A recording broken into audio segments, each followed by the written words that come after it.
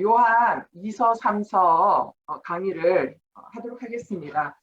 2서와 3서가 각각 한 장씩 되어 있잖아요.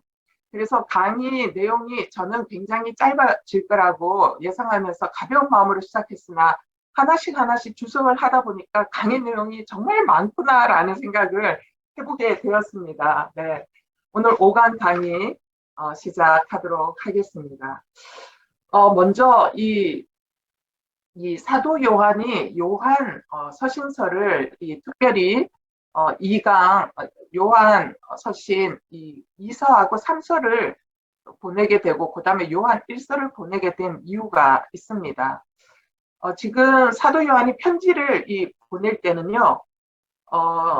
나머지 11사도가 모두 다 죽은 상태, 순교하고 다 죽은 상태에서 마지막으로 남아있는 사도였거든요. 그래서 이 사도들이 전국을 다 다닐 수 없었기 때문에 사도들의 가르침을 받은 복음 전도자들이 사실은 방방곳곳을 다니면서 말씀을 전했습니다. 근데 방방곳곳으로 다니면서 말씀을 전할 때 성도들은 이 사람이 교회가 인정한 사람인지 아닌지를 확인할 수 없으니까 사실은 사도들이 직접 쓴 추천서가 있었다라는 거죠. 그 추천서를 보고 이 사람을 받아들여도 되겠구나라고 생각을 했는데 이제는 모든 사도들이 다 돌아가셨어요. 유일하게 요한 사도 한 분만 남아있다 보니까 추천서를 쓸 수도 없는 그런 상황이었다라는 거죠. 그러나 교회는 이 복음 전도자들을 통해서 말씀을 배워야 되고 성경을 다시 이해해야 했습니다. 그렇기 때문에 지금은 추천서를 써주기도 어려운 이 시대에 자칭 성경 교사라고 이야기하면서 돈벌이를 하기 위해 나섰던 이상한 사람들이 굉장히 많았다라는 것이죠. 그렇기 때문에 요한 서신서를 이해를 하려면 그때 당시에 이런 사람들이 많았구나. 그래서 복음을 상대로 이상한 복음을 전하면서 돈벌이도 하고 또 복음을 전하면서도 이상하게 돈벌이를 했던 이상한 사람이 많았구나. 그래서 각 교회는 이 사람이 어떤 사람인지를 분별해내는 것이 굉장히 중요했습니다. 자, 그 부분이 요한 1서, 2서, 3서가 갖고 있는 그때 당시의 정황입니다. 자, 기록 배경을 PPT 보면서 다 같이 함께 읽겠습니다. 시작. 사도 요한의 서신들이 쓰여지던 당시의 교회가 경험하게 된 위기는 순회 전도자들을 어떤 기준으로 분별하고 접대하며 가르침을 받을 것인가 하는 문제였다. 처음 2세기까지 교회는 주로 순회 전도자들의 가르침에 의존해야 했기에 초대교회는 이런 순회 교사들을 잘 접대하고 그들을 다음 행선지로 가도록 후원해 주는 것이 매우 중요한 일이었다. 따라서 이들을 잘 분별하여 맞아들이고 섬기는 일이 초기 교회에서는 중요했다. 요한 2서와 3서는 바로 당시 이런 순회 전도자들을 어떻게 대할 것인지에 대하여 구체적으로 답을 주기 위해 쓴 편지이다. 네, 아시겠죠? 어느 정도 좀 이해가 되시죠? 자, 요한 2서의 수신자는 택하심을 받은 여인과 그 자녀들입니다. 누가 도대체 이 여인들과 이 자녀들이 도대체 누구일까라고 의문이 들지 않습니까? 근데 사실 택하심을 받은 여인과 그 자녀들은 소아시아 지방에 흩어져 있는 교회들을 이야기하고 있습니다. 그러면 요한은 왜 어느 가정에 어떤 교회에게 내가 편지를 쓴다 이렇게 이야기하지 않고 왜 이렇게 얘기를 했냐? 그때는 핍박이 정말 극도로 달해 있을 때였습니다. 그렇기 때문에 어느 지역에 어느 교회에 편지를 쓴다라고 이야기를 한다라는 건 굉장히 위험했습니다. 그 편지가 물론 그 지역을 다 회람해야 하는 편지였거든요.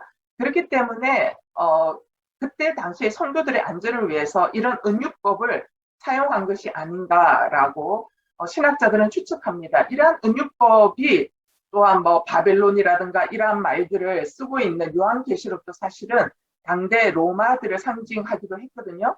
그래서 이런 은유법을 사용하고 있는 이유가 그때 당시에 이런 상황이었구나라는 것을 이해하시면 좋겠고요. 요한 3서의 수신자는 가이오예요. 가이오라는 사람은 누구냐? 그때 당시에 가이오라는 이름은 말하자면 저 이름처럼 김정희라는 이름처럼 너무나도 흔했습니다. 오늘의 교회 김정희가 정말 수백 명은 되지 않습니까? 그래서 일일이 추적하지 않는 한 정말 김정희 목사인지 어떤지를 알 수가 없습니다. 그런 것처럼 가이오라는 이름이 굉장히 흔했거든요. 그 흔한 이름 중에 한 사람이었던 가이오에게 쓰는 편지였습니다. 자, 요한 2서, 3서에 공통되는 주제가 있습니다. 공통 핵심 주제가 뭐냐?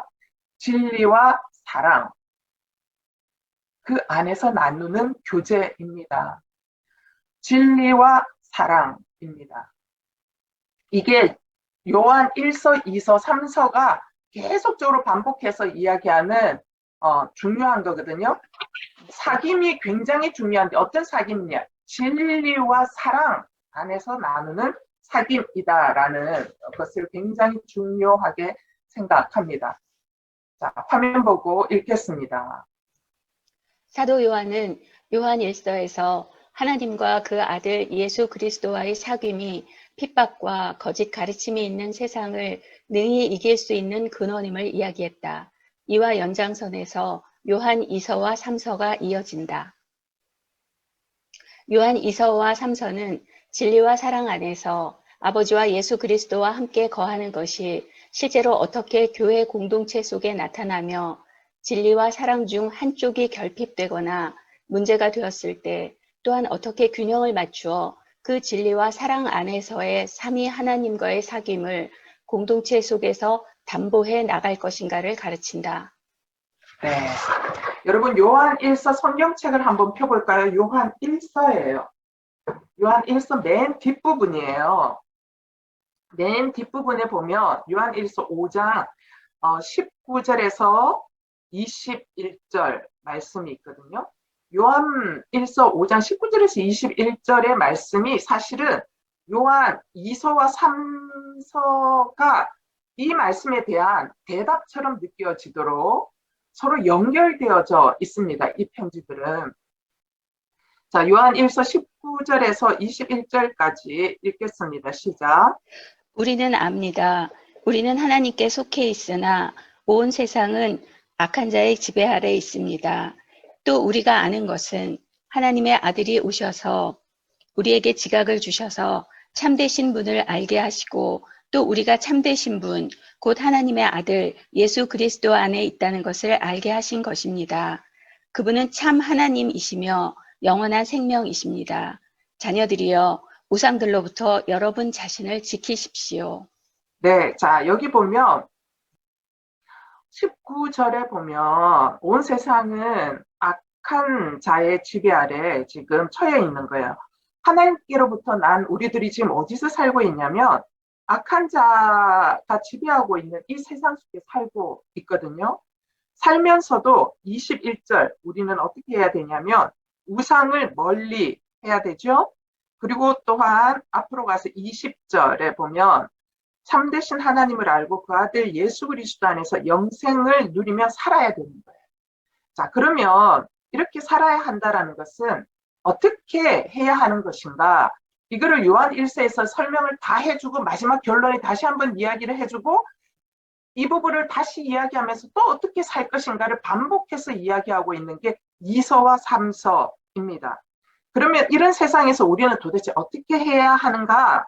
라는 대답에 대해서 요한 2서는 강조하기를 진리 가운데 살아야 한다. 요한 3서는 강조하기를 사랑 가운데 살아야 한다라는 것을 이야기를 해요. 그래서 이것과 관계된 해답으로 진리와 사랑 가운데서 살아야 한다라고 이야기하거든요. 그런데 요한 1서가 끊임없이 또한 반복하고 있는 것이 뭐냐면 진리와 사랑 가운데서 살아가는 하나님과 성도들 간의 사귐이에요. 그러니까 1서, 2서, 3서는 끊임없이 반복적으로 다른 각도, 다른 상황 속에서 같은 말을 조명하여서 얘기하고 있다라는 것입니다. 자, 그러면 우리가 요한 2서를 한번 읽겠습니다. 시작. 요한 2서 사귐과 진리. 요한 2서는 사랑에 넘치지만 진리를 놓칠 위험이 있는 교회에 대해 경고한다. 진리의 말씀 공동체 안에서 다른 교훈을 가진 자들을 용납함으로써 진정한 교제, 하나님 아버지와 그 아들과 함께하는 사귐이 깨질지도 모르는 위험이 있었기 때문이다. 진리를 놓치면 공동체의 바른 사귐이란 불가능하기에 요한 사도는 이서 편지의 시작부터 진리를 놓쳐서는 안 됨을, 무엇보다 진리 안에 있어야 함을 매우 강조한다. 네, 제가 여기 PPT에 보면 요한이서 사귐과 진리라고 이야기하잖아요. 그러나 사실은 진리 아래에 밑줄이 꺼져 있어야 하는 거예요. 그래서 요한이서는 진리를 강조한다라는 것입니다. 그 진리를 강조하면서 거짓된 교훈을 들춰내고 있거든요. 요한이서의 전체적인 그림은 이와 같습니다. 딱 접으면 반이 딱 접히는 구조예요. 그러니까 요한은 편지를 쓸 때 이거를 의도적으로 이렇게 배치를 한 거예요. 구조적으로. 그래서 AA'라고 제가 표현했잖아요. 첫 번째 시작과 마지막이 똑같이 연결이 돼요. 그 다음에 B하고 B'가 연결이 돼요. B는 예수 그리스도의 계명에 대해서 이야기하고 B'는 사도가 성도들에게 주는 교훈에 대해서 이야기하면서 같은 것을 이야기하고 있고요. 자, 이렇게 딱 접을 때 뭘 향해서 접고 있냐? C를 향해서 이야기하고 싶은 거예요. C가 뭐냐? 미혹과 경고예요. 그래서 요한이서는 미혹하는 사람들을 아주 강력하게 그들의 허구성을 이야기를 해주고 싶은 의도적으로 이러한 구조를 만들고 있다라는 것입니다. 자, 이제 A라는 구조부터 먼저 보겠습니다. 자, 여러분 그 1절 요한 2서 1절 한번 볼까요? 요한 2서 1절 장로인 나는 택하심을 받은 여인과 그 자녀들에게 편지를 씁니다. 나는 뭐예요? 동그라미 진리 안에서 여러분을 사랑합니다. 나뿐 아니라 진리를 아는 사람들 모두가 여러분을 사랑합니다. 사도 요한은 공동체에게 편지를 쓰면서 첫 번째 굉장히 중요하게 생각하는 게 뭐냐면 난 여러분을 사랑합니다. 그러나 그냥 인간적인 감정으로 사랑하는 것이 아니라 진리 안에서 사랑합니다. 라고 하면서 굉장히 중요하게 방점을 찍고 시작을 해요.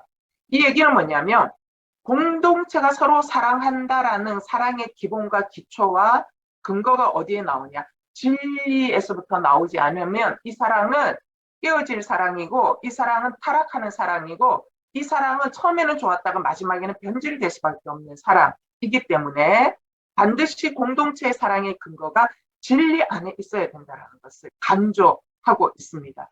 자, 여기 보면 진리라는 단어를 몇 회 사용하고 있어요? 4회나 1절부터 3절까지 4회씩이나 반복하고 있어요.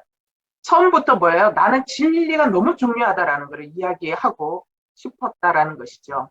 자, 첫 번째. 자, 진리와 사랑에서 진리를 있도록 강조하는 이유는 진리 곧 예수 그리스도에 관한 가르침이 교회 공동체의 사귐에 있어서 결정적 요소이기 때문입니다. 여러분은 정말 예수 그리스도에 관한 가르침이 내가 순회서 어떤 권사님, 어떤 집사님을 대할 때 사귀는 결정적인 요소 맞습니까? 두 번째, 사랑 안에서 교제하는 것이 귀하지만 진리를 거스르면서 해서는 안 된다는 한계선을 제시하는 거예요. 여러분, 우리가 사랑 안에서 교제하는 거 귀하죠? 근데 진리를 거스르면서 해서는 안 되잖아요? 근데 여기서 말하는 진리는 요즘 우리나라가 이야기하는 좌파 우파가 절대 진리가 아니에요. 그 다음에 정치는 이렇게 돼야 되고 뭐가 이렇게 돼야 되고 이런 법이 있어야 되고 이런 법은 폐지돼야 되고 이게 진리가 아니라는 거예요. 그러나 성경이 말하는 진리는 성은 남성과 여성으로 창조한 것이죠. 이게 진리인 것이죠. 이 진리를 위해서 우리는 차별금지법이 통과되지 않도록 우리는 열심히 애를 써야 돼요. 정말 애를 쓰고 간절히 기도해야 돼요. 간절히 기도하지만 정말 그 기도가 우리 시대에 응답이 안 돼서 정말 그게 만약에 통과된다. 애통할 노릇이죠. 그러나 그럼에도 불구하고 우리는 뭘 붙들어야 돼요? 하나님이 세상을 이처럼 사랑하사를 붙들어야 돼요. 나의 때에는 이것이 통과되었지만 이것이 합력하여 이것이 하나님의 섭리 안에 있는 줄 믿습니다. 이러한 것들이 만약에 이루어진다 할지라도 언제나 하나님이 승리하는 것을 믿습니다. 그렇기 때문에 이거를 허락하고 이걸 앞장섰던 사람들이 틀린 것은 인정하지만 그들을 미워하고 한쪽으로 몰아세우고 반대하고 하는 것은 아니다라는 것이죠. 그래서 우리가 되게 진리 안에 서 있는 것이 너무너무 중요한 사실이라는 것입니다. 자, 그러면 두 번째, 계명과 진리를 이야기하고 있는 게 4절에서부터 6절까지예요. 4절에 보면 계명대로 진리 안에서 행한다라는 말이 나와요. 자, 그러면 계명대로 진리 안에서 행한다라고 하는데 그러면 도대체 하나님이 언약 공동체 교회에게 주신 계명이 뭐냐? 그 계명은 우리가 요한 1서 앞에서 읽었던 요한 1서 3장 23절이 해답입니다. 다 같이 읽겠습니다. 시작. 하나님의 계명은 이것이니 곧 하나님의 아들 예수 그리스도의 이름을 믿고 하나님께서 우리에게 계명을 주신 대로 서로 사랑하라는 것입니다. 네. 자, 여기에서 하나님께서 우리에게 주신 계명 첫 번째가 뭐예요? 하나님 아들 예수 그리스도의 이름을 믿는 거예요.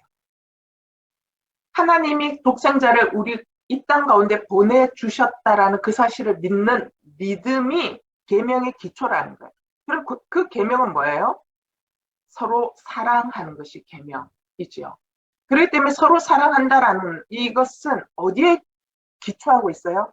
하나님이 나 같은 죄인을 위해서 독생자를 아낌없이 이 땅에 보내셔서 십자가에 달려 죽게 하셨구나. 그래서 나 같은 죄인을 구원하셨구나. 이게 계명의 기초여야 한다라는 것이에요. 그래서 우리가 정말 사랑 안에서 진정한 사귐이 일어나려면요, 우리가 뭘 봐야 돼요? 내 죄를 봐야 돼요. 내가 죄인인 것을 알아야 돼요. 내 죄가 보여야 저 사람의 연약한 부분도 수용이 되고 이해가 되지, 이 진리 안이 없이는 날마다 우리는 어떻게 돼요? 서로 손가락질하게 되고 절대로 연합과 화합은 이어날 수 없다라는 것입니다. 자, 그러면 계명과 진리가 4절에서 6절까지 이야기하는 것인데 계명이 이제는 뭔지는 우리가 알았어요. 요한복음 요한 1서 3장 23절을 통해서. 그럼 그 다음에 진리는 뭐냐 이거예요. 자, 진리는 요한 1서에 또한 답이 나와 있어요. 1서 4장 9절과 4장 14절에 나와 있습니다. 읽겠습니다. 시작. 하나님의 사랑이 우리에게 이렇게 나타났습니다. 곧 하나님께서 자기 독생자를 우리에게 보내주셔서 그분으로 말미암아 우리가 생명을 얻게 하신 것입니다. 그리고 우리는 아버지께서 아들을 세상의 구주로 보내신 것을 보았고 또한 그것을 증언합니다. 네, 하나님이 독생자를 보내셔서 우리가 생명을 얻게 된 것. 네, 하나님 아버지께서 아들을 세상에 구주로 보내신 것. 이것이 진리라는 것입니다. 그래서 이제 5절에서 6절 여러분 이렇게 읽다 보면 이 계명이 새 계명이 아니라 뭐라고 나와 있냐면 성경에 처음부터 우리가 가진 거래요. 그리고 처음부터 우리가 들었던 것이라고 이야기해요.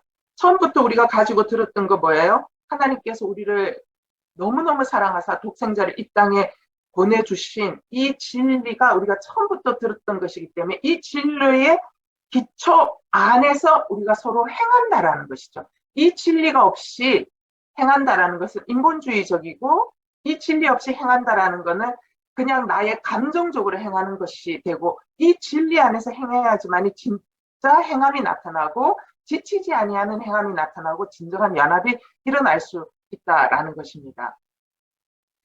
자, 7절에서 8절은 미혹과 경고에 대해서 이야기합니다. 자, 조심해야 할 두 가지 이유를 이야기하죠. 첫 번째 조심해야 하는 것이 뭐냐? 우리가 일한 것을 잃지 않기 위해서입니다. 여기서 말하는 우리라는 것은 뭐냐? 사도들이에요. 교회는 사도들이 자신들의 생명을 돌아보지 않고 복음을 전함으로써 세워졌습니다. 만일 교회가 거짓 가르침에 의해 무너진다면 그것은 사도의 수고를 헛되게 하는 일이 됩니다. 이것은 사도 요한만 가졌던 부담이 아니었다. 바울 사도도 이렇게 쓴 적이 있다. 나는 너희를 위하여 수고한 것이 헛될까 두려워하노라. 생명의 말씀을 밝혀 나의 다름질이 헛되지 아니하고 수고도 헛되지 아니하므로 그리스도의 날에 내가 자랑할 것이 있게 하려 함이라. 여러분, 정말 우리가 하나님께서 당신의 독생자를 보내셔서 나를 구원하여 주셨다라는 이 진리 안에서 우리가 서로가 서로를 긍휼히 여기고 내가 죄인인 것을 알아 상대의 죄인된 그 사람을 수용해주고 포용해주는 교회 연합의 공동체가 일어나지 않으면 어떻게 돼요? 사도들이 생명을 돌아보지 않고 복음 전한 이 모든 그렇게 해서 피로 값주고 사신 이 교회, 이 복음이 완전히 잃어버리는 것이기 헛되게 되는 것이기 때문에 미혹하는 사람들을 조심해야 한다는 것입니다. 여러분, 나라 사랑하는 것은 굉장히 중요한 것입니다. 그러나 진리를 넘어서서 나라 사랑하는 것은 안 되는 것입니다. 그거는 인본주의적인 것입니다. 제가 이 얘기를 하면 전 욕을 얻어먹을 각오를 하고 지금 이야기를 하고 있는 것입니다. 여러분, 나라 사랑보다 더 중요한 것은 진리입니다. 나라 사랑보다 더 중요한 것은 세상의 구원입니다. 정말 한 영혼의 구원, 이 땅의 구원, 그 모든 것들을 위해서는 우리가 진리 안에 서 있어야 됩니다. 진리는 뭡니까? 나 같은 죄인을 위해서 예수 그리스도께서 죽으실 수밖에 없었구나. 내 안에 나의 구호, 나의 사상, 나의 생각을 위해서 내 것이 맞다라고 생각하면서 좌파, 우파로 나뉘어지면서 서로가 서로를 향해서 내가 애국자다라고 하면서 어떻게 그럴 수 있냐라고 만약에 우리가 서로 손가락질 한다면 이거는 분열시키는 거거든요. 근데 예수 그리스도는 분열을 위해서 오신 분이 아니지 않습니까? 그분은 이 땅에 사람들을 구원하시기 위해서. 그래서 결국 나라 사랑의 근본 뿌리는 어디에 있냐면 영혼 구원에 있다라는 것입니다. 한 사람 한 사람이 진리 되신 예수 그리스도를 만나도록 해서 그들의 삶이 진리 안에서 변화받도록 한다면 정말 이 땅에 정치, 경제, 사회, 문화, 교회, 교육, 가정, 7대 영역이 변화되기 시작할 것입니다. 그러므로 우리를 미혹하게 하는 것들에 대해서 우리는 정말 정신을 바짝 차리고 있어야 돼요. 좋아 보이는 것이지만 진리가 아닐 수 있거든요. 그래서 조심해야 한다라는 것입니다. 두 번째, 미혹을 조심해야 하는 이유는 뭐냐면 온전한 상을 받기 위해서입니다. 이 온전한 상은 누구가 받는 거예요? 내가 받는 거예요. 여러분이 받는 거예요. 여러분 평생 예수 그리스도를 위해서 살고 살았다라고 했는데 어느 날 주님이 앞에서 나 너 모른다. 주여 내가 주의 이름으로 병자도 고치고 귀신도 쫓아내고 그랬는데 저를 모르겠어. 아니 나는 너를 도무지 모른다. 이게 뭐예요? 진리 위에서 우리가 살지 못하면 우리가 그런 소리 들을 수 있다라는 것이죠. 내가 착각하며 살 수 있다라는 것이죠. 온전한 상을 받기 위해서는 그러면 어떻게 해야 될 것인가? 9절입니다. 9절 1장 요한 2서 1장 9절 말씀을 다 같이 읽겠습니다. 시작. 누구든지 교훈을 벗어나 그리스도의 교훈 안에 머물러 있지 않는 사람은 자기 속에 하나님이 계시지 않는 것입니다. 누구든지 교훈 안에 거하는 사람은 그 속에 아버지와 아들이 계십니다. 자, 교훈 안에 머물러야 온전한 상을 받을 수 있다라는 거죠. 그러면 더 들어가서 교훈이 도대체 뭐냐라는 것입니다. 교훈이 뭐라고 이야기하는 거는 요한 1서 3장 23절이 이미 이야기하고 있습니다. 첫 번째 교훈은 예수 그리스도께서 육체로 오셨다라는 사실에 대한 가르침을 아는 거예요. 믿는 거예요. 두 번째, 하나님께서 보내신 그 아들을 믿으라는 계명과 서로 사랑하라는 계명 그 자체가 교훈이라는 것입니다. 여러분, 이거 우리나 다 알고 있는데요. 그 교훈 천만의 말씀입니다. 여러분, 우리가 내가 죄인인 줄을 진짜 몰라요. 근데 정말 내가 죄인인 거를 알면 내가 정말 죄인이구나라는 걸 알면 나와 비슷한 일들을 하는 사람들을 보면 그냥 용납이 돼요. 그리고 내가 죄인이구나라는 걸 알면 뭘 깨닫게 되냐면 내가 죄인이어서 나 한 사람 구원시키고자 우리 주변에 있는 그 사람이 나 때문에 엄청나게 고생을 했겠구나라는 생각이 깨달아지면서 그 사람이 불쌍해지고 그 사람에게 미안해지고 그래서 그 사람을 사랑하게 돼요. 이게 굉장히 중요하다라는 것이죠. 자, 그래서 요한일서 3장 23절 다시 한 번 더 중요한 말씀이니까 한 목소리를 함께 읽겠습니다. 시작. 하나님의 계명은 이것이니 곧 하나님의 아들 예수 그리스도의 이름을 믿고 하나님께서 우리에게 계명을 주신 대로 서로 사랑하라는 것입니다. 네. 하나님이 아들 예수 그리스도를 우리에게 주셨다라는 것, 예수 그리스도의 이름을 믿는 것이 그렇게 중요한 겁니다. 그래서 정말 예수 그리스도에 대한 진짜 믿음이 없으면 사랑이 안 되는 거예요. 자, 9절에서 11절, 이제는 사도 요한이 주는 교훈입니다. 이단을 어떻게 대할 것인가? 첫 번째, 사도 요한은 뭐라고 얘기하냐? 그들은 형제가 아니다라고 이야기를 합니다. 왜 형제가 아니냐? 그리스도의 교훈 안에 머물러 있지 않는 사람들이기 때문에. 그들은 예수 그리스도가 육체로 오셨다라는 거. 예수 그리스도가 하나님의 아들이신데 이 땅에 오실 수 없다라고 생각했거든요. 그리스도의 교훈 안에 머물러 있지 않는 사람들이기 때문에 형제가 될 수 없다라는 거예요. 두 번째 이단을 대하는데 뭐라고 얘기하냐면 집에 들이지도 말라라는 아주 무서운 이야기를 합니다. 자, 집에 들이지도 말라라는 것이 무슨 말이냐? 자, 읽겠습니다. 집에 들이지도 말라는 말씀에서 의미하는 집은 개개인 신자들의 집이 아니라 교회 모임을 가지던 장소로서 모여 예배하고 말씀을 배우고 교제하던 집을 가리킨다. 초대교회가 오늘날과 같은 예배당을 가진 것이 아니라 성도들의 집에서 모임을 가졌다는 점을 생각할 때 이 말은 설득력이 있다. 따라서 집에 들이지도 말라는 것은 공적 모임에 그들을 들이지 말라는 말이고 그들이 교회 회중들에게 거짓된 주장을 설파할 기회를 주지 말라는 명령이다. 그리고 그들에게는 잘 가라는 인사도 하지 말고 보내야 한다. 자, 집에 들이지 말라라는 의미는 뭐냐면 그때는 이런 교회 건물이 아니지 않습니까? 가정교회였거든요. 그렇기 때문에 그들을 공적 모임에 그들을 들이지 말라라는 거예요. 사도 그 복음을 전한다라는 이름으로 이야기를 했는데 들어보니 이상한 이야기를 하며 그 사람들 어떻게 하라고요? 들이지 말고 쫓아내라는 것입니다. 그리고 인사도 하지 말고 가차없이 보내라라고 이야기합니다. 왜냐하면 교회는 진리 위에 서 있어야 하기 때문입니다. 사랑보다 더 중요한 것은 뭐라고 이야기하냐? 사랑의 사도인 사도 요한이 진리가 기본이 되지 않으면 사랑은 가짜라고 이야기하는 것이죠. 네, 그리고 맨 마지막에 12절에서 13절 말씀은 교제와 사랑에 대해서 이야기를 하고 있습니다. 이 교제와 사랑도 어떤 사랑이냐? 진리와 사귐의 기쁨에 대해서 이야기를 합니다. 12절에서 13절 한번 성경책 읽어 주시겠습니까? 내가 여러분에게 쓸 것이 많으나 종이와 잉크로 쓰고 싶지 않습니다. 여러분에게 가서 얼굴을 마주 대하고 말해 기쁨을 충만하게 나누길 원합니다.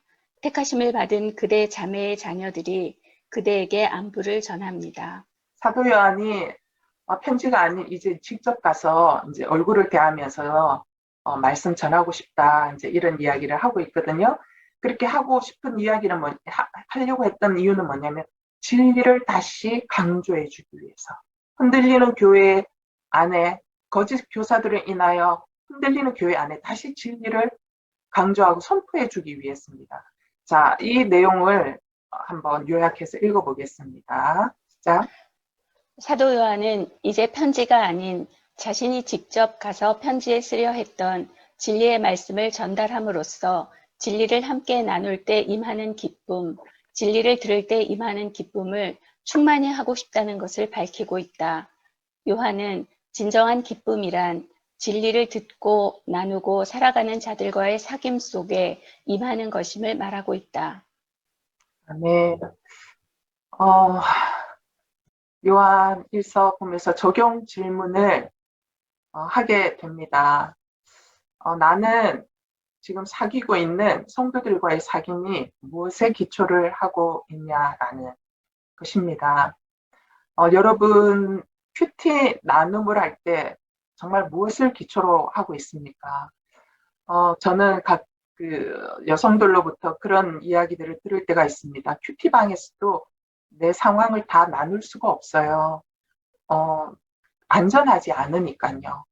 이런 이야기를 들을 때 되게 마음이, 마음이 아픕니다. 왜 아프냐면, 안 그랬었거든요. 예전에 순예배 때는 옷을 다 벗었거든요.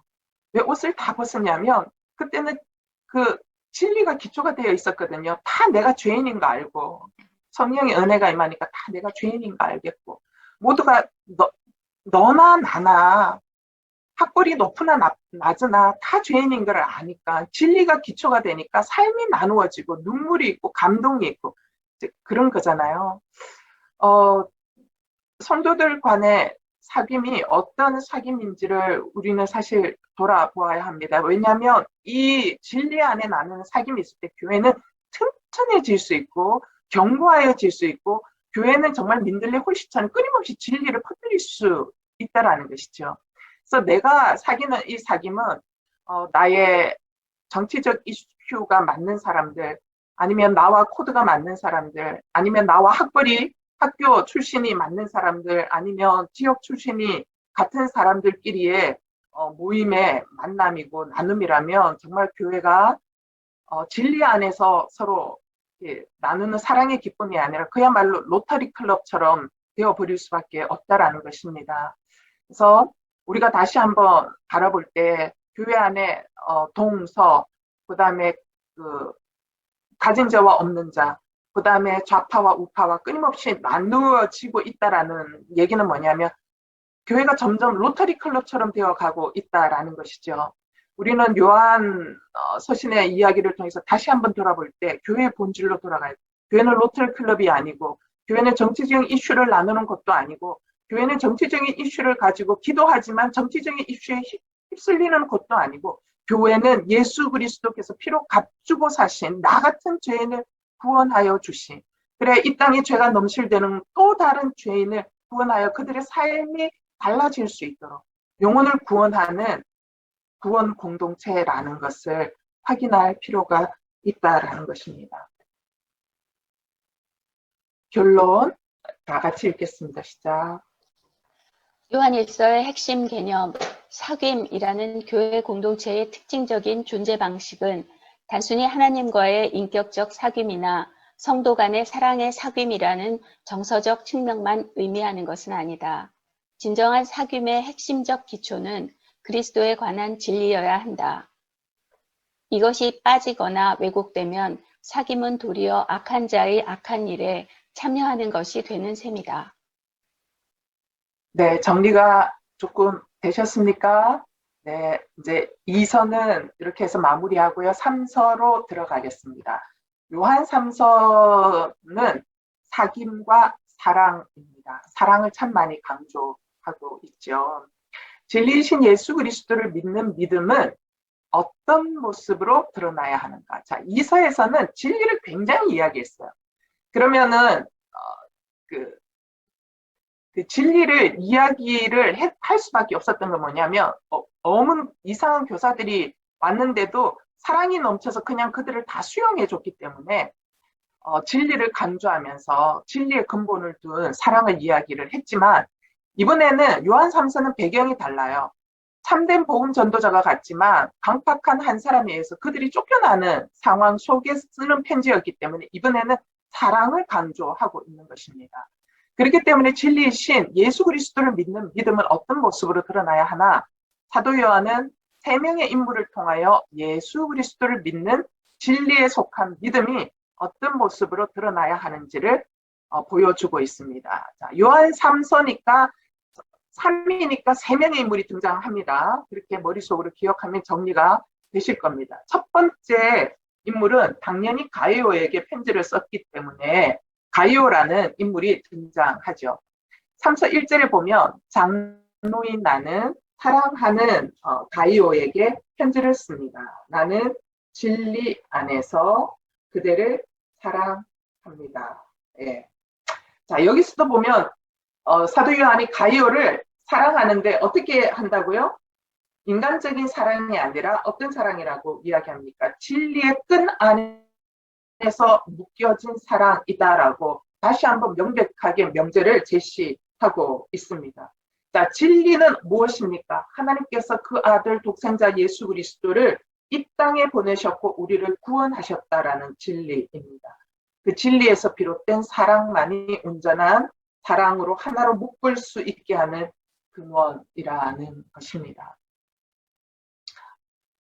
요한 3세에서는 요한 1, 2, 3세에서 계속 반복합니다. 하나님께서 우리를 너무 사랑하셔서 독생자 예수 그리스도를 보내주셨다는 겁니다. 여러분, 이 진리를 진짜 믿으세요? 저는 제가 응답이 안 되고 이렇게 어려운 일이 닥치고 이렇게 했을 때 기도하면 하나님이 언제나 마지막에 제게 주시는 응답이 이거예요. 내가 너를 얼마만큼 사랑했냐면 내 생명을 주기까지 사랑했다라는 그게 언제나 응답이에요. 그러니까 응답에 있고 없고 여부, 현재의 그 상황이 좋고 나쁘고의 여부와 아무 상관이 없다라는 거예요. 내가 너를 그렇게 사랑한다. 내가 그다음에 이제 자녀 문제를 놓고 기도할 때도 하나님 이것 때문에 걱정되고 저것 때문에 걱정되고 앞이 안 보입니다라고 이야기하면 막 기도하면서 다 그렇게 기도했을 때 하나님이 마지막에 또 주시는 게 뭐냐면 내가 너를 사랑한다라는 거 너 아니? 그럼 제가 얘기합니다. 하나님 알아요. 목숨을 주기까지 저를 사랑했잖아요. 그러면 내가 네 아들을 얼마만큼 사랑하겠니? 목숨을 주기까지 사랑하셨죠. 그런데 왜 근심하니? 그런데 왜 못 맡기니? 이거거든요. 언제나 응답이 동일하세요. 이게 굉장히 중요하다라는 거예요. 이 진리가 핍박 많은 세상을 살아가게 하고 기도해도 응답이 안 되는 것처럼 하나님의 시간은 타이밍은 내 타이밍에 맞지 않지 않습니까? 그 시간을 견디게 하는 언제나 응답이고요. 그 다음에 용서할 수 없는 사람을 위해서도 막 그 사람 때문에 힘들고 어렵고 막 이야기를 하면 주님이 뭐라 그랬냐면 네가 죄인인 거 아니? 라고 이야기하면서 내 안에 죄를 보게 하셔서 그것을 또한 용납할 수 있게 하시다. 이 진리가 너무 중요하다라는 거예요. 요한이 똑같은 얘기를 하는데 설교에서 이거를 똑같이 이야기하거든요. 근데 우리가 너무 마음이 강팍해서 말씀을 내 안에 적용을 안 하니까 하나님 같은 이야기를 반복할 수밖에 없다라는 것입니다. 그래서 요한 3세에서도 이거를 동일하게 반복합니다. 자, 사랑하는 가이오.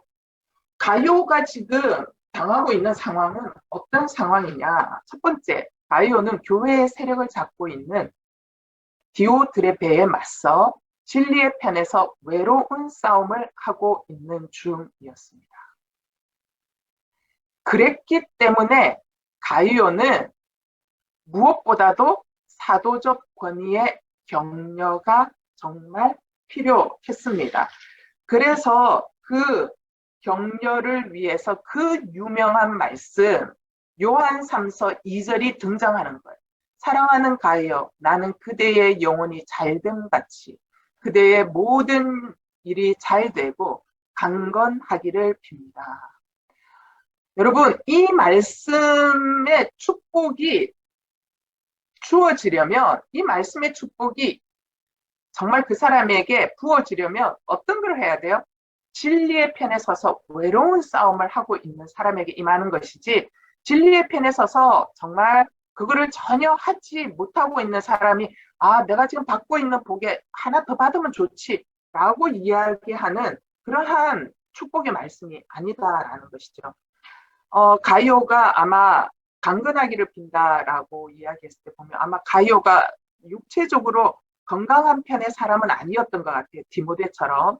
디모데도 목회하면서 여러 가지 마음고생을 많이 해서 위장병이 나지 않았습니까?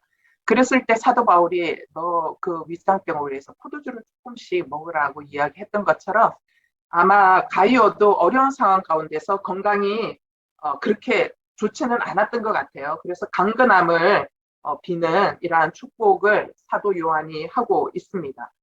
자, 사도 요한이 인정하고 있는 가이오의 믿음의 특징이 있습니다. 첫 번째, 가이오는 진리의 사람이라고 말하고 있습니다. 진리 안에서 행하는 진실한 사람이라는 거죠. 3절, 4절 읽겠습니다. 시작. 형제들이 내게 와서 그대가 진리 안에서 행한다고 하며 그대의 진실함에 대해 소식을 전해줄 때 나는 무척 기뻤습니다. 나는 내 자녀들이 진리 안에서 행한다는 소식을 듣는 것보다 더 큰 기쁨이 없습니다. 자, 보세요. 요한 사도가 가이오에 대한 소식을 들은 것 같아요. 자, 대해 소식을 전해줄 때 나는 기뻤다라는 거잖아요. 그러면 이 가이오는 이 소식을 언제 전해 들었을까? 요한 2서와 3서 사이에 어떤 편지가 오고 갔을 거라는 것이죠. 자, 그거를 이야기해 주는 것이 9절이에요. 9절 말씀 한번 읽어 보시겠습니까? 내가 교회에 몇 자 적어 보냈으나 그들 가운데 높아지기를 좋아하는 디오드레베는 우리를 받아들이지 않습니다. 자, 내가 교회에 몇 자 적어 보냈다라는 편지가 지금 성경 속에는 남아 있지 않아요? 그런데 그 몇 자 적어 보내는 편지가 오고 가면서 그 교회에서 진리로 교회를 지키고 있었던 가이오에 대한 이 소식을 사도 요한이 전해 들었던 것 같아요. 그래서 사도 요한이 이 가이오를 격려해 주고 싶어서 내 영혼이 잘됨 같이 네가 범사에 잘되고 강건하기를 원한다라는 이 축복의 메시지를 가이오에게 전하는 거예요. 그래서 가이오는 진리 안에서 행하는 진실한 사람이었다라는 것입니다. 자, 그리고 9절에 보면 요한이서가 아니라 아까 읽었던 9절 유실된 편지일 가능성이 있다라고 추측이 되죠. 자, 이 편지가 교회에 전달되었을 때 교회에서 최고의 영향력을 가진 지도자는 디오드레베였다. 그는 사도의 편지를 거부하였습니다. 2서와 3서 사이에 어떤 편지가 전달이 된 거예요. 편지를 전달했는데 그 편지를 디오드레베가 어때요? 사도의 편지를 거부한 거예요. 요한 사도예요. 요한 사도. 예수님의 사랑하는 수제자. 요한 사도의 편지마저 거부하는 디오드레베는 굉장히 강팍한 사람이었다라는 것입니다. 그런데 이 강팍한 디오드레베가 장악하고 있던 교회를 진리에 맞서서 그 교회를 지켜내고 있었던 사람이 가이오였습니다. 얼마나 마음고생이 심했겠습니까? 자, 한번 읽어 보시겠습니다. 시작. 그러나 디오드레베가 장악하고 있던 교회에 속해 있던 가이오는 진리의 편에 서서 사도의 권위와 권면의 편지조차 받지 못하게 하여 자신의 권위로 교회를 장악하려 했던 디오드레베에게 맞섰기 때문에 핍박을 받았을 것이다. 그럼에도 불구하고 가이오는 진리를 따라 교회에 오는 순회 전도자들을 환대했고 먹였다.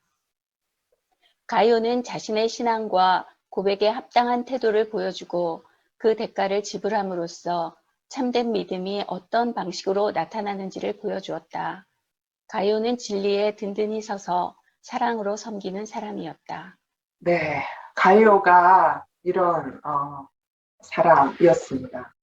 또한 가이오는 어떤 사람이었냐? 5절에서 8절에 나타나고 있는데 그는 사랑의 사람이었다라고 이야기를 합니다. 그 6절에 보면 그 요한 사도가 말하는 가이오의 두 번째 이 특징, 사랑의 사람의 특징이 6절에 나와 있는데 형제들이 교회 앞에서 그대의 사랑에 대해 증언했습니다. 그대가 하나님 앞에 합당하게 그들을 환대해 보낸 것은 선한 일입니다. 형제들이 증언했다라는 것입니다. 그리고 7절에서 8절 말씀은 그들은 그리스도의 이름을 위해 나아갔으며 이방 사람으로부터 아무것도 받은 것이 없습니다. 그러므로 우리가 이런 사람들을 영접하는 것이 마땅합니다. 이것은 우리로 하여금 진리를 위해 함께 수고하는 사람이 되게 하려는 것입니다. 가이오는 그 나그네 된 형제, 그러니까 복음을 전하기 위해서 온 순회 전도자들을 굉장히 합당하게 환대해서 맞이했죠. 그가 이들을 환대하면서 맞이했던 이유가 뭐냐면 첫 번째, 이들이 이방 사람들로부터 아무것도 받은 게 없는 거예요. 이방 사람들에게 복음을 전하기 때문에 아무것도 받은 것이 없죠. 그렇기 때문에 당연히 뭐예요? 먼저 복음을 받은 교회가 이들을 영접하는 것이 마땅하지 않습니까? 그런데 가이오가 이것을 했다라는 것이죠. 또한 가이오가 이것을 한 이유는 뭐냐면 그 자신이 또한 진리를 위해 함께 수고하는 사람이 되고 싶었던 거예요. 본인은 그 교회를 진리 안에서 사수하면서 지켜내고 있지만 복음 전도자들은 계속 옮겨 다니면서 복음을 전하지 않습니까? 이 복음 전하는 사람들이 자신의 거기 집에 왔을 때, 그 교회에 왔을 때 맞아들임으로써 자신이 일일이 가서 복음을 전하고 싶으나 자기가 환경이 그게 여의치 않아서 그걸 못하고 있으니 이들을 먹이고 또 이들이 갈 때 여비를 보태어 줌으로써 가이오는 무슨 생각을 했냐면 나도 저들과 함께 진리를 위해 함께 수고하는 사람이 되고 싶었다라는 것입니다. 그래서 여성사역 안에는 그런 거 있지 않습니까? 무릎 기도학교. 그래서 우리 무릎 기도하는 사람들을 뭐라고 얘기하냐면 무릎 선교사님이다 이렇게 이야기하는 거예요. 왜 우리가 그 시간에 모여서 내 나라도 아닌 남의 나라를 위해서 선교사를 위해서 울면서 기도합니까? 마땅히 내가 가고 싶은데 내가 가지 못하니까 나도 그들과 함께 진리를 위해 함께 수고하는 사람이 되고 싶기 때문이라는 것이죠. 이거를 사도 요한이 뭐라고 얘기하냐? 이걸 인정해 주고 있어요.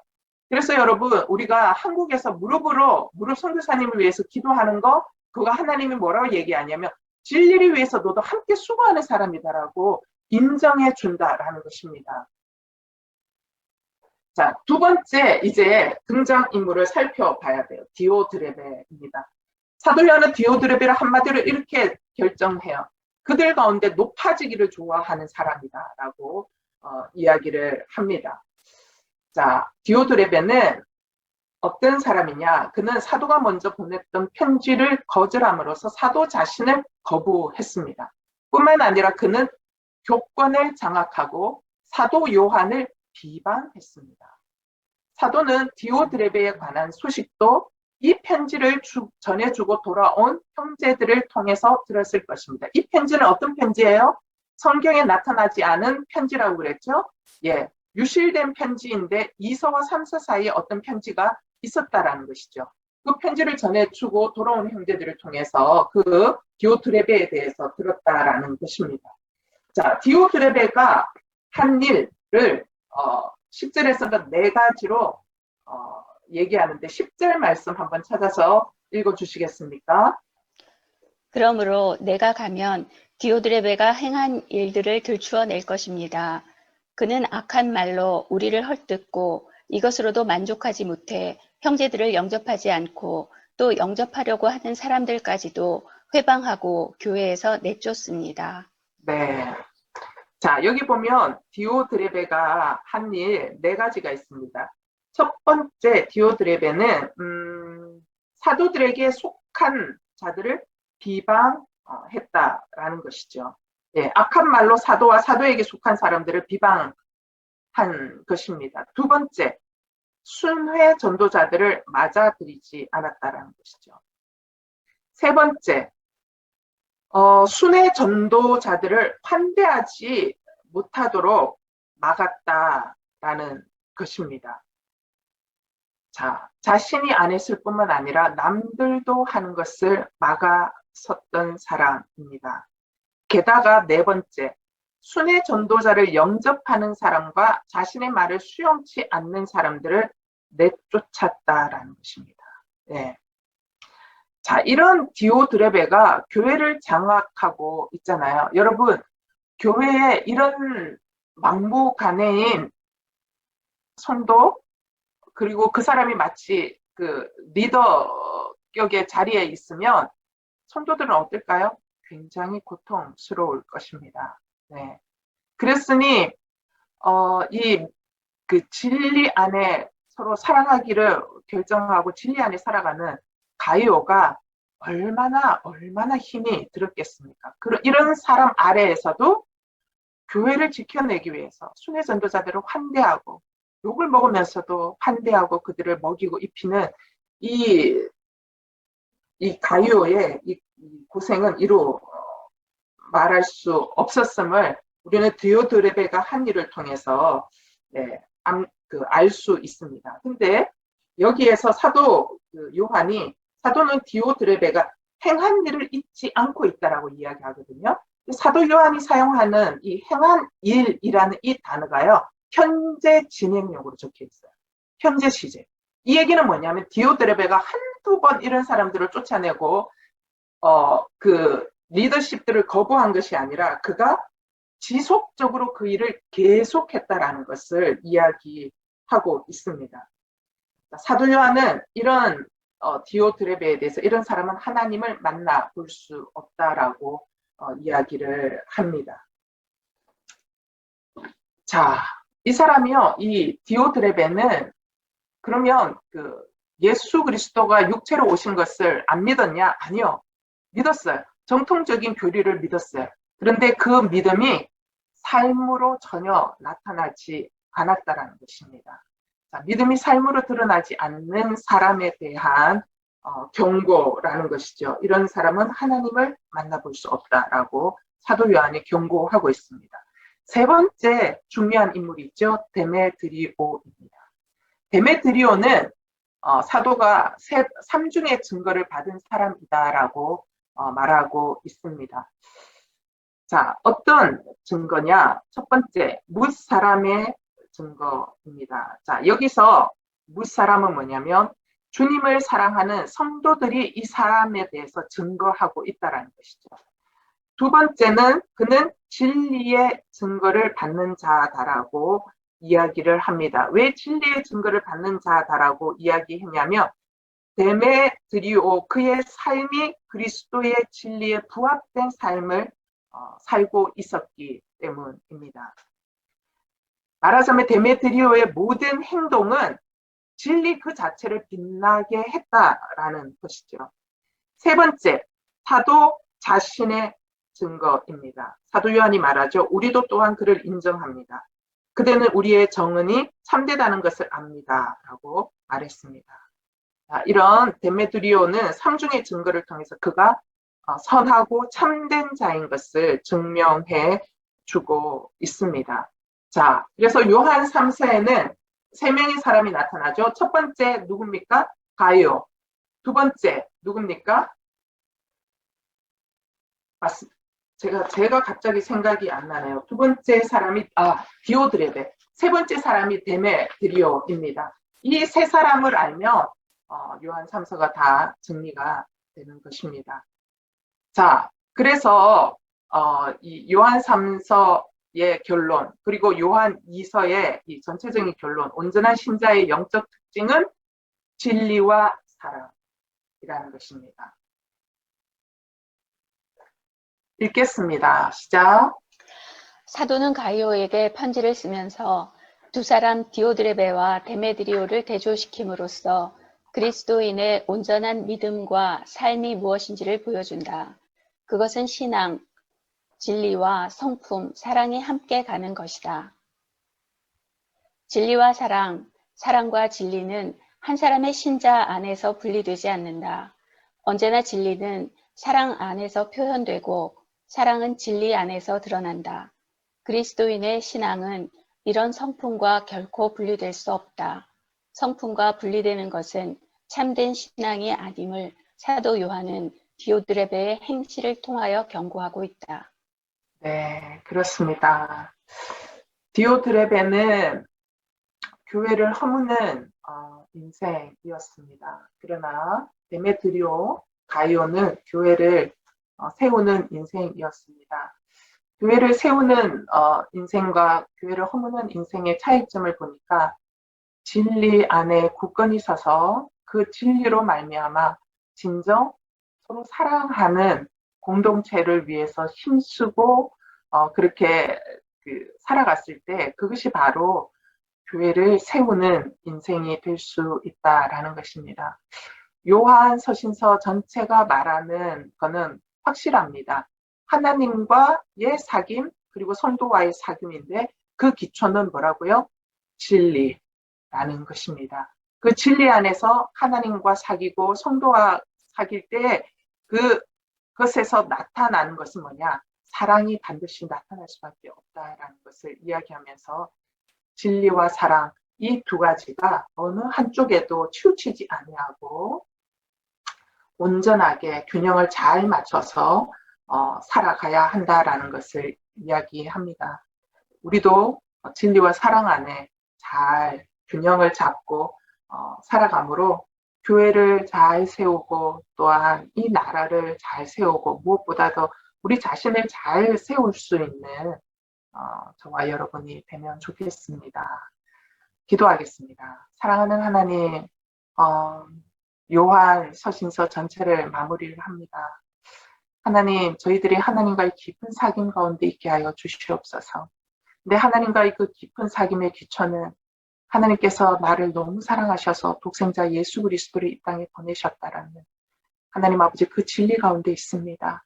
그 진리가 너무 커서 하나님의 사랑이 이토록 내게 부어졌구나. 그것을 알면 나의 죄가 보이고 내 죄가 너무나도 커서 하나님의 아들까지 죽이실 수밖에 없었구나.